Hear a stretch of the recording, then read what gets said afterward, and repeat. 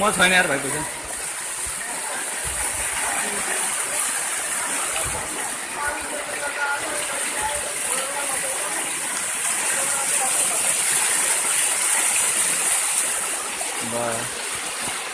नहरबारीको पानी यता यता आउँदैछ क्या यार बाइक डुब्यो संसारमा यत्रो पानी थियो भने जस्तो भइसक्यो